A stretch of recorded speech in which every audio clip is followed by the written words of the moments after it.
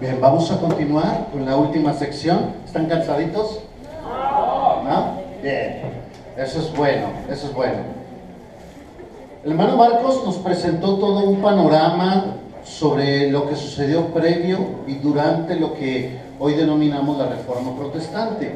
La parte que a mí me corresponde es lo que sucede posterior a la Reforma Protestante, y este movimiento posterior ya no es tan personal, ya no es de personajes, sino de movimientos de personas, la institucionalización de las iglesias a partir de estos movimientos primarios de los cuales nos expresó Marcos en un inicio.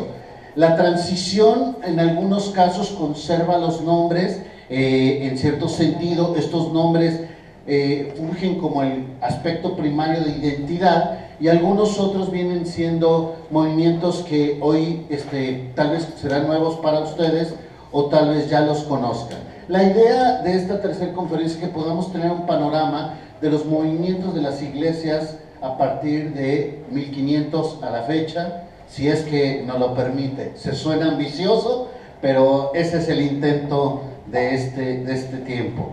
Por supuesto, voy a dar un poco más de énfasis a las iglesias que tienen una representación en México o que han tenido influencia en México, o aquellas que tienen una influencia a nivel global.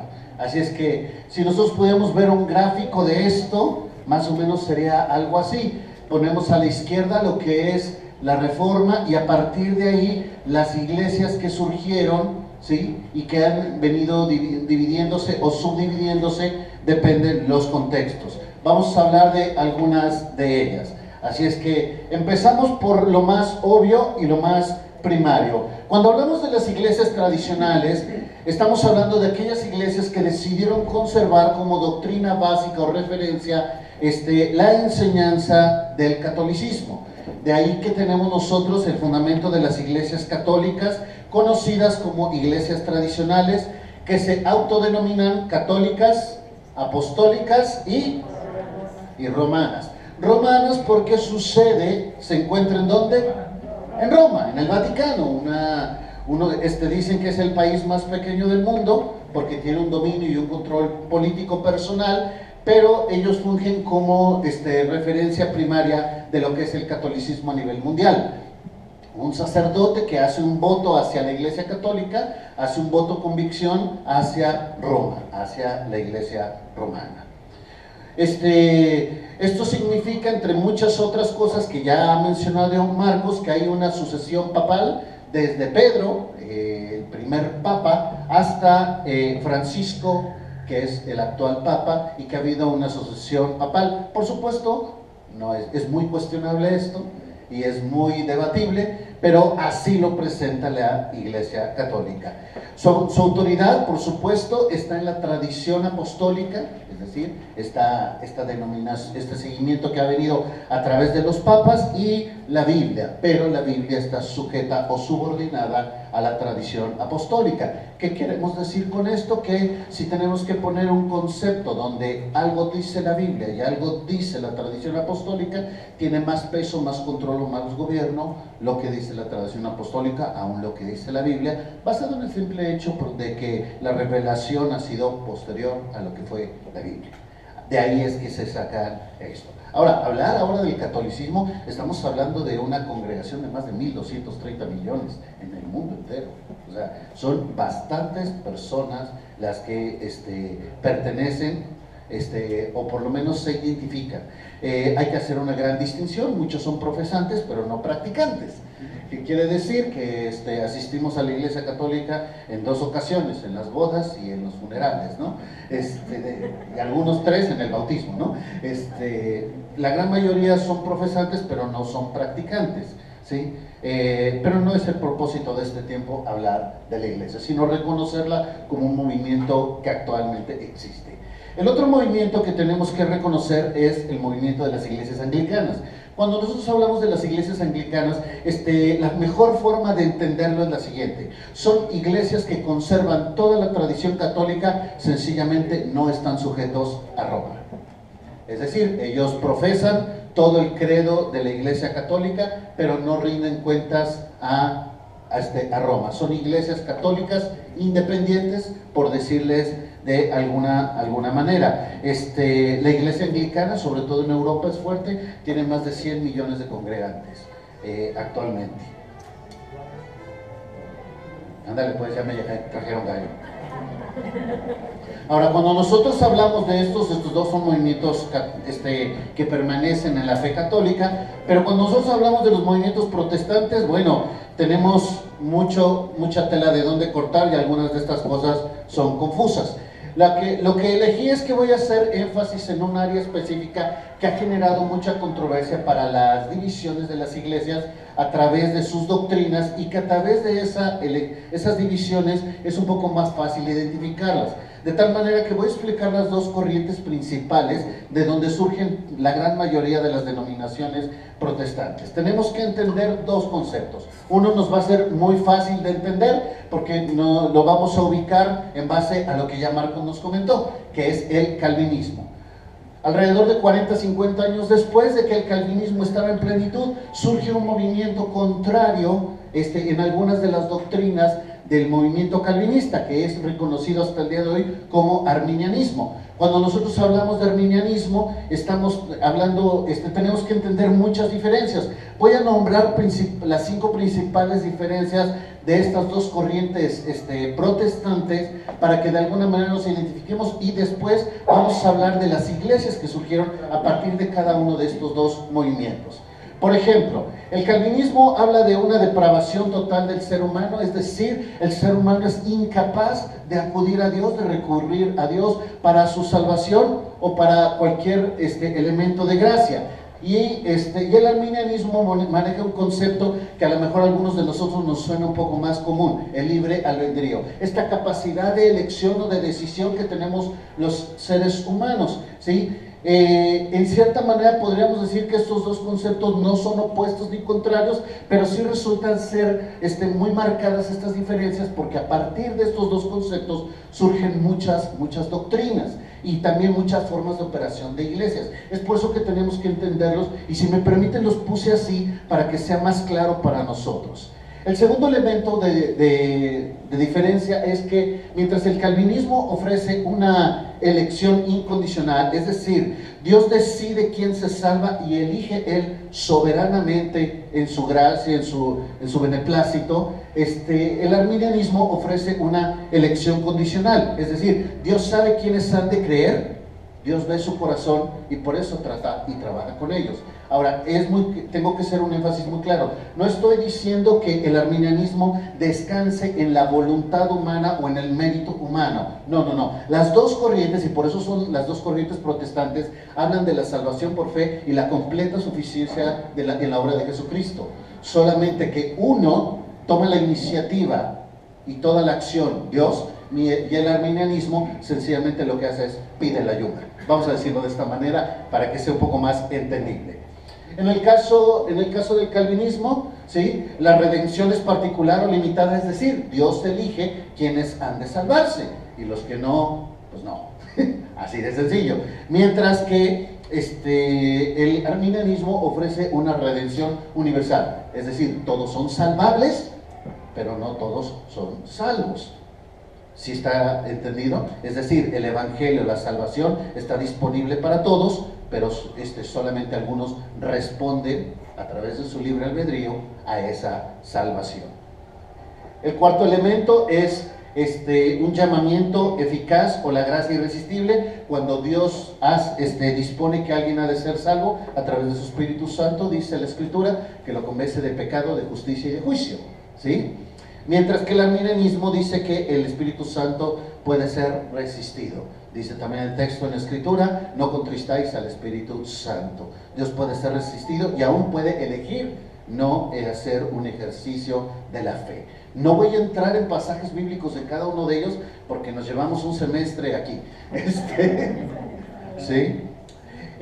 Un elemento más fuerte y más controversial es que mientras el calvinismo ofrece una referencia de que una vez que se tiene la salvación no se pierde, el arminianismo tradicional dice que, perdón, me adelanté, dice que la salvación puede perderse. Ahora, cuando yo presento estos dos conceptos, estoy hablando de los arminianistas y los calvinistas radicales. Existen movimientos que no son radicales, que se les llaman moderados, que conservan 4 o 3 puntos de estos, como solamente por hablar exclusivamente de la salvación, ¿sí? Y esto es lo que en muchas ocasiones llega a generar confusión. Pero si nosotros los podemos ubicar desde su referencia radical, es un poco más fácil de entender y a partir de ahí ver los movimientos más moderados, ¿sale? Ahora, estoy hablando exclusivamente de la salvación. Cuando yo puedo ver estos elementos a través de la salvación, entonces estas implicaciones tienen referencias hacia otras prácticas y doctrinas de cada una de las iglesias. Vamos a empezar a hablar un poquito de las iglesias que fueron predominantemente calvinistas, ¿sí? La primera, por supuesto, es la iglesia luterana, ¿sí? Si bien es cierto, Marcos nos habló de las diferencias de Lutero y Calvino, cuando los clasificamos a la luz de su tendencia con respecto a la salvación, son sumamente similares. Sus diferencias iban en otras cosas como la cena del Señor y el significado de ellos. La iglesia luterana es resultado, por supuesto, del movimiento de Lutero y las enseñanzas que él enseña, ¿sí? Que él enseñó. Sus principales postulados descansan en la autosuficiencia de la Biblia, la gracia como un regalo de Dios, el ejercicio de la fe, Cristo como el Hijo de Dios y la gloria a Dios como propósito de todo creyente. En cuanto a la doctrina, se introducen algunos otros conceptos como la cena del Señor y el bautismo, ¿sí? La Iglesia Católica representa 7 sacramentos como medios de gracia, es decir, como medios para alcanzar esa salvación que conocemos de muchas formas, que es el bautismo, la confirmación, la comunión, el matrimonio, la extrema unción, y ahorita se me fueron 2 que en este momento no recuerdo. Pero así los conocimos desde la Iglesia Católica. El calvinismo solamente, los luteranos solamente conservan los 2 sacramentos, la cena del Señor y el bautismo. Y vamos a ver que estos 2 sacramentos casi, de una o de otra manera son respetados en todos los movimientos protestantes. Por supuesto, como ya me dijo Marcos, aquí el celibato no era un requisito, de manera tal que los líderes, los que serían al apóstol llamados pastores, podrían casarse y ellos estaban en contra de algunas de los movimientos de las iglesias católicas, como ya se habló de las indulgencias. El segundo movimiento del que vamos a hablar son los calvinistas, obviamente, ¿no? Por Juan Calvino. Sus enseñanzas surgen muy poco después de los luteranos y su principal impulsor, por supuesto, Juan Calvino. Existe calvinismo radical, como lo hemos mencionado, de los 5 puntos que ya hablamos hace un momento, ¿sí? Que pueden ser un punto de referencia muy claro. Ahora, cuando hablamos de la iglesia calvinista, no es una iglesia como tal, sino una suma de iglesias que han adoptado diferentes nombres y se han representado bajo diferentes criterios en diferentes países. Es por eso que es un poco complicado clasificarlas o visualizarlas como iglesias calvinistas. Pero el movimiento para nosotros, para los mexicanos, digamos que va a ser mucho más fácil de reconocer, son las iglesias de corte presbiteriano, ¿sí? Los presbiterianos surgen también del movimiento calvinista, ¿sí? Y se calcula que actualmente hay más de 55 millones de presbiterianos en el mundo. Sus principios doctrinales, muy similares al calvinismo, solamente cambian su forma de gobierno, ya que es formado por un presbiterio. Cuando hablamos de nosotros, y de ahí da el nombre a su iglesia, presbiterio se puede reconocer como un grupo de liderazgo, ¿sí? que toma el control y las decisiones de la iglesia. Hay un consistorio en cada iglesia establecido, y ese consistorio, sobre todo las iglesias presbiterianas que pertenecen a organizaciones globales, reportan o tienen relación con otras iglesias a través de un liderazgo estilo piramidal, donde al frente está en cada país un consejo nacional, ¿sí? Las iglesias presbiterianas en su organización son muy fuertes y ayudan, y se ayudan entre ellas, y son muy fáciles de identificar debido a la estructura muy específica que tienen. Si nosotros vemos a estos tres grupos, estamos hablando de que actualmente les podríamos estar sumando movimientos como bautistas reformados, o otros que han llamado iglesias reformadas, o hasta otro que se ha llamado los hugonotes, que honestamente no los conozco. Se calcula que alrededor de 75 millones de personas en el mundo están fundamentando este movimiento protestante.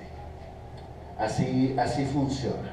Bien, cuando nosotros hablamos del otro movimiento, de las iglesias arminianas, de ahí surgen también algunos movimientos. Por ejemplo, el movimiento de las iglesias metodistas, que surge alrededor del siglo XVIII, y su principal promotor es Juan Wesley.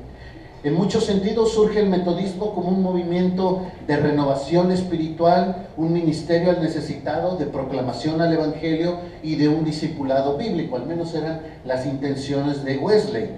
La gran mayoría de los metodistas son arminianos moderados debido a su influencia, y se considera que actualmente hay alrededor de 80 millones de metodistas en el mundo.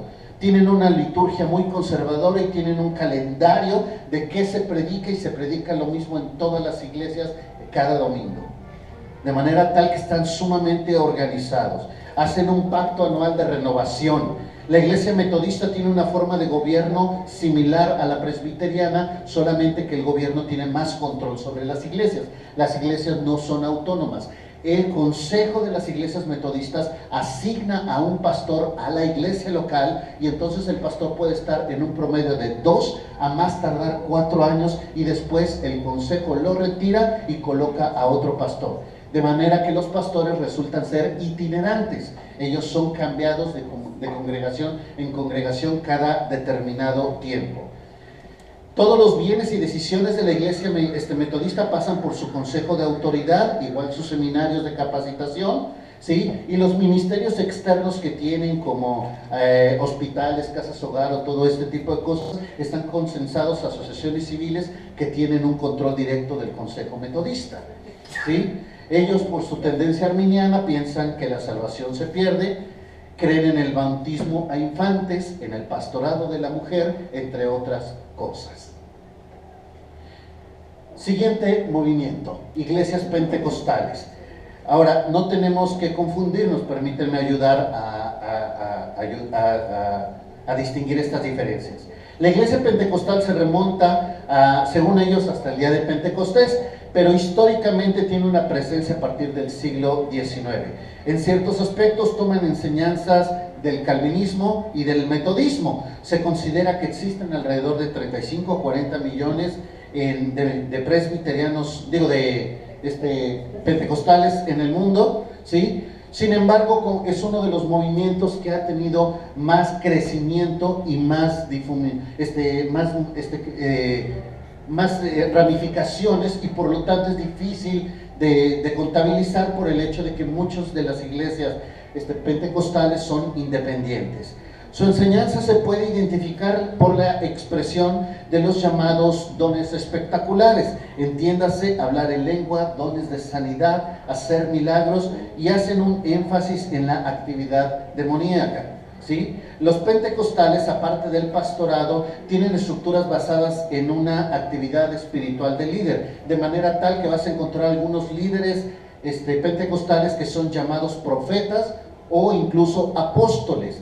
Y esto tiene que ver porque ellos creen en un concepto que se llama revelación profética de orden progresivo. ¿Qué significa esto? Que Dios les sigue hablando el día de hoy audiblemente y tangiblemente sobre aspectos de vida. Entonces, los pentecostales, como tienen esta revelación profética progresiva, de ahí es donde reciben muchas de sus enseñanzas. Ahora, del movimiento de las iglesias pentecostales han salido muchas sectas basados en esta revelación profética progresiva. Ahorita voy a hablar de un poquito más de ellos, como la Luz del Mundo Pare de Sufrir o iglesias apostólicas, que vienen saliendo de esta iglesia pentecostal, pero no son ya ahora de ellos. Otro aspecto que tenemos que considerar es que las iglesias pentecostales han sido ligados a movimientos carismáticos y no son lo mismo. Normalmente confundimos las palabras y decimos, ¿es pentecostal o ya es carismático? Pues al fin es lo mismo. No es lo mismo ser pentecostal que carismático. Pentecostal es una denominación cristiana y el carismatismo es un movimiento que se ha injertado en muchas iglesias, de manera tal que tú puedes encontrar carismáticos bautistas, carismáticos metodistas, carismáticos católicos, ¿sí? Porque el carismatismo es esta serie de cosas que están basadas en el carisma o basado en esta revelación de Dios a través del Espíritu Santo, y por ello es que en muchos sentidos los confundimos porque se parecen a los pentecostales, pero no son lo mismo. Vamos a decirlo de esta manera: los pentecostales son más moderados y los carismáticos son más enfáticos en estos dones espectaculares. El tercer movimiento arminiano es lo que hemos conocido como la Iglesia Bautista. Ahora, en muchos sentidos Marcos nos hablaba de los anabaptistas y que de ellos salen los menonitas. Históricamente los movimientos más fuertes de estos grupos ha sido la Iglesia Bautista. ¿Por qué? Pues porque la Iglesia Bautista hoy mismo tiene una representación de más de 100 millones de seguidores. Son las iglesias que han trabajado más en la predicación del Evangelio y de cierta manera han sido identificados mucho más fáciles.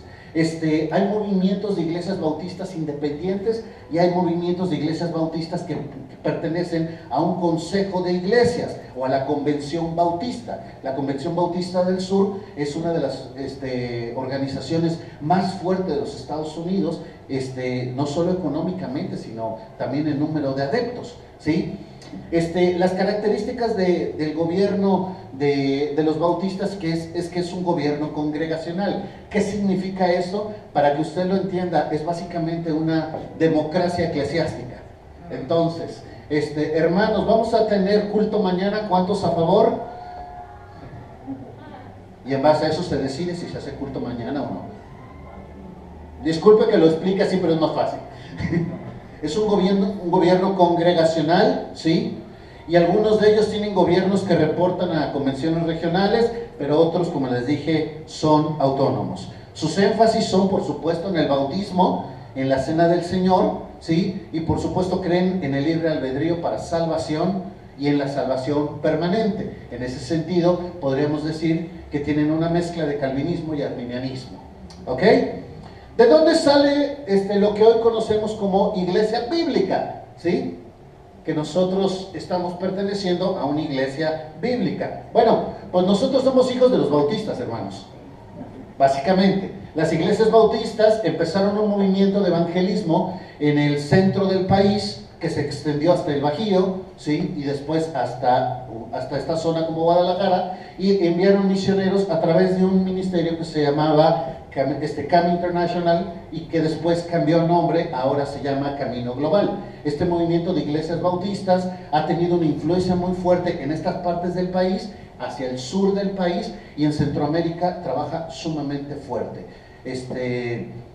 Ahora mismo en Guadalajara tenemos más de 10 iglesias bíblicas, por lo menos con las que nosotros tenemos comunión cercana, pero debe de haber muchas más, ¿sí? Algunas otras en el Bajío, en Morelia, hacia abajo, hacia Puebla, hay también varias iglesias bíblicas. De hecho, existe delante de Gobernación las iglesias bíblicas, son 17, 18 iglesias bíblicas, y hacia el sur del país el movimiento es más fuerte. En Centroamérica es la expresión más fuerte, pero se llaman iglesias centroamericanas, pero solo por razones de legalidad, pero la doctrina es exactamente igual a nosotros.